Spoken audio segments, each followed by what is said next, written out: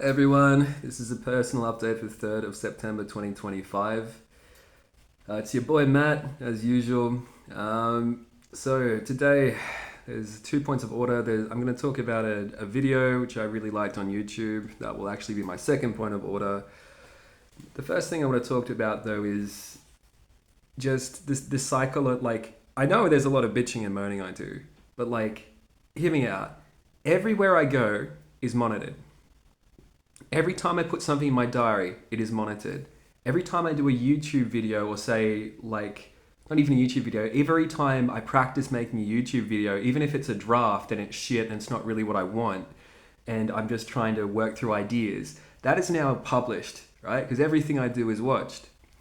Everywhere I go, the Prime Minister doesn't deal with this. People on reality TV shows rarely deal with it. Not even the most extreme version of a reality TV show has to deal with this much of a problem, okay? And at least then they're stage managed and there's some relationship between the people in the show and the producer. What's going on with me? This has never happened before, okay? It's very cruel, honestly, and I need to be in control of it as fast as possible.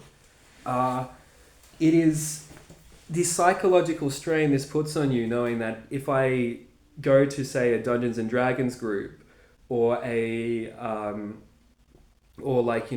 just a community table tennis game, that's going to be seen by everyone, right?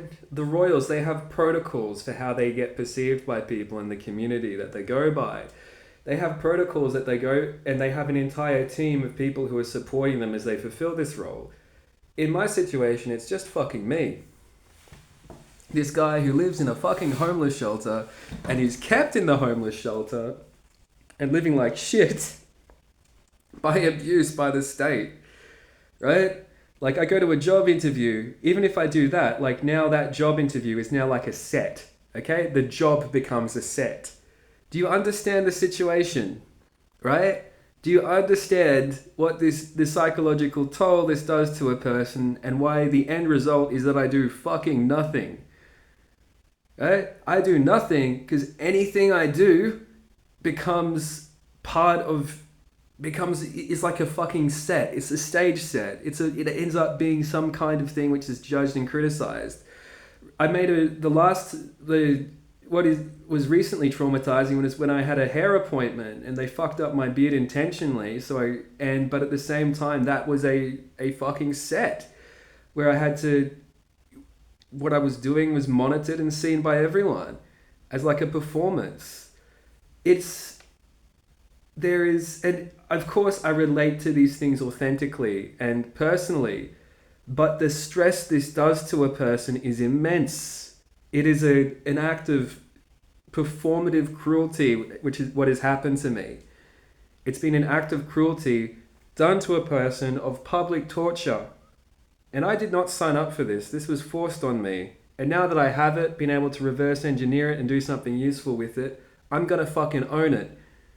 But I'm not gonna own it without being able to have control of my fucking production team and being cared for. Because so far I've had a couple of years of my life stolen from me by this. And it's been truly fucking heinous. Truly heinous. So let's put that there, okay? So anyone who has any judgment about me and what I'm doing or not doing, fuck off and fuck you. Secondly, I wanted to talk about a phenomenal video by a YouTube channel called Ordinary Things. Old mate, he made a great video on the decadence of DoorDash. In a way, it's kind of a little bit of a stick at me as well. He goes through how really... the way we've got a lot of convenience now, right? We've made things a very decadent and easy society to live in. As a result of that, people's behaviors are adjusting. They're becoming less capable people, and they are not able to, how do I put this? Oh yeah, people are becoming lazy, decadent pieces of shit, basically. Yeah, totally agree, man. Totally agree. On board with that.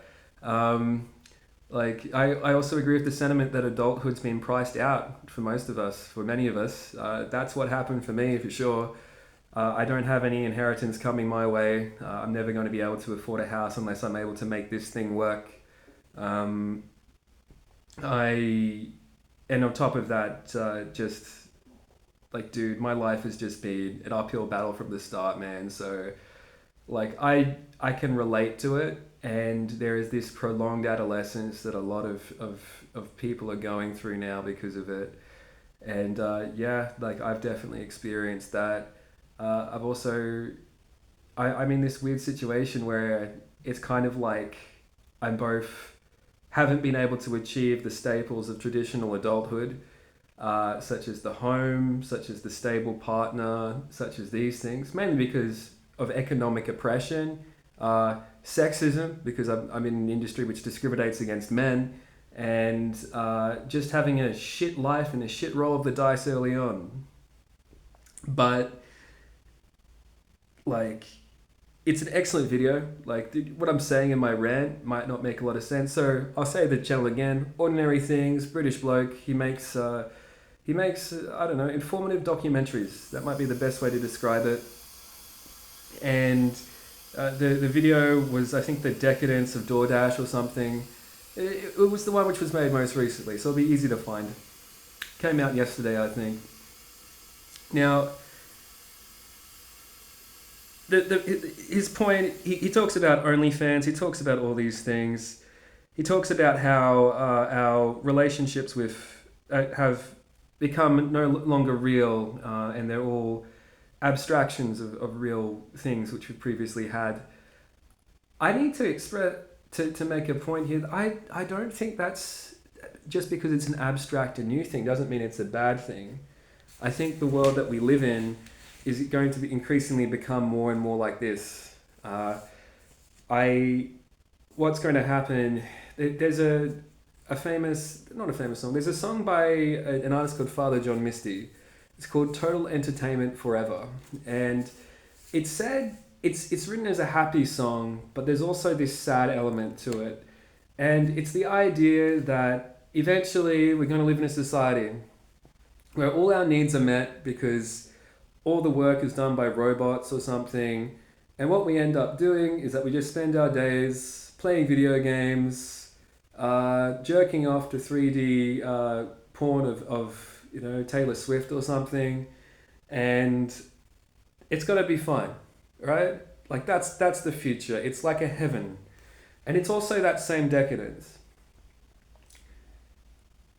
I think I I don't necessarily believe in like this idea that every time that you put two different opposing ideas together and somewhere in between that's where we want to be. But my view is that the economy has been so completely fucked up by the boomers that unfortunately for a lot of young men it is this prolonged adolescence and this is all we get. I've fought tooth and nail to get out of it and to have something more than it, but I've had to, like, society does not wanted that to happen, and the people aren't so much, and this is why I have a strong dislike for Jordan Peterson as a cultural leader. Like, we need to have different sets of cultural leaders to appeal to different people, but this is why I don't think he should be the considered the authority on people's development, particularly developmental psychology in general, with kids through to adulthood. His area of expertise is personality. I think he's got some great contributions in that area, but he does not know shit about developmental psychology. And developmental psychology is like, it's not just about kids, it's through the lifespan through to adulthood and into old age. And what has happened is that the reason why people aren't having kids and having families isn't because people don't want them. It's because the economy has been sufficiently fucked up that that's no longer possible. We have to choose between having kids and potentially retiring. and the in between that we have these access to all these consumable pleasures. We've got access to $1,000 game consoles, and we've got access to kit shit like collectibles and Magic the Gathering cards and all these things. And you know what? Some of that's fun, man. So some of that's fun. And for a lot of us, that's the best we're going to get. That's the best life we can have. We might, like, and I'm not even saying this as people who would define themselves as incels or something like that, because I don't know what people would call me. I wouldn't quite say that. I'd say that like I'm just too traumatized for relationships rather than not being able to have any relationships. I've got a weird problem. It's that, even people who have successful interpersonal relationships, the way that our economy has worked out is that they're going to have to choose between being able to retire with their partner and having a child. And having a child and raising that child is an incredibly important developmental milestone. It's what changes people's behavior and psychology and how they see the world, because they now see the world often more in a community orientation, because they need to provide a world for their kid. They begin attending soccer games or community activities where they're bringing their kid along and they're interacting with the other parents, and the conversations and the connections that they're having become oriented towards the care of that child and creating a world for that child which they're okay with. That switch to a community orientation, instead of just we're kids and we're going to have fun for as long as we can, which is associated with this prolonged adolescence which has come along, and I think it ends up being that there is no longer that switch, that developmental stage which is accessible, because our human development is now tightly tied to our economic position. And previously, even the poor were able to afford shelter and have kids and have a family, but that's no longer possible. You cannot have, in the modern world, in modern Australia, you cannot have kids and a home and a family because the economy is sufficiently fucked up. But at the same time, we've got this weird situation where we can get all this cheap crap and fun little frivolous things for very cheap and enjoy them. It's a strange time that we live in. So I recommend watching his video. Just check out his channel in general. Smart dude. Highly recommend. I would caution against... I dislike it when people look at me and my situation and start looking at me as like a undeveloped person or something like that. Like, dude, I've developed in all kinds of strange ways. Like, I feel as if I've kind of been traumatized to the point where I'm outside the trajectory of normal human development. And my life has been sufficiently odd that I do not track myself compared to other people. I do not have the same expectations of myself that I would expect of the average person in society.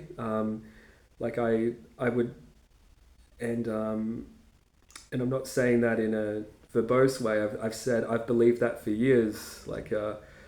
Like when you've had to deal with sufficient levels of trauma and abuse, you no longer look at yourself as a person. Well, I no longer look at myself as a person. I look at myself as a creature who's adapted to the trauma and the ongoing ongoing adversities. Yeah. That's an insight into my personal psychology. I hope everyone has a great evening. This is, again, check out his channel, Ordinary Things. The video's title was something like the decadence of DoorDash. It had DoorDash in the title. I see ordinary things. It was as if he's getting insight from someone who understands political economy, and I think that's an excellent thing. Right. Have a lovely evening, everyone.